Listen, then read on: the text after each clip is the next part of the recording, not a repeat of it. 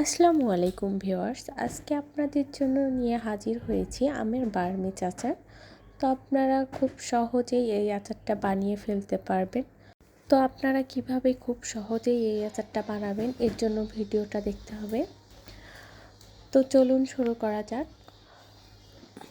আচার বানানোর জন্য আমি প্রথমে আমগুলোকে খোসা ছাড়িয়ে ধুয়ে সুন্দর করে টুকরো টুকরো করে কেটে নিয়েছি। প্রথমেই আমি কড়াইয়ের মধ্যে 1 কাপ পরিমাণ চিনি দিয়ে দিলাম। তারপর আমি এখানে সামান্য একটু পানি দিয়ে দেব চিনিটাকে গলানোর জন্য। তো চিনিটার আমি শিরা তৈরি করে নিব আগে। আপনারা একটু ঘন করেই তৈরি করে নেবেন, তাহলে আর আমগুলো গলে যাবে না। আমারটা একটু পাতলা ছিল, যার কারণে আচারগুলো একটু গলে গিয়েছে। তো আমি এখন এর মধ্যে অ্যাড করে দিচ্ছি 1/2 চামচ পরিমাণ লবণ। আমার আবার আচারে লবণ ছাড়া ভালো লাগে না।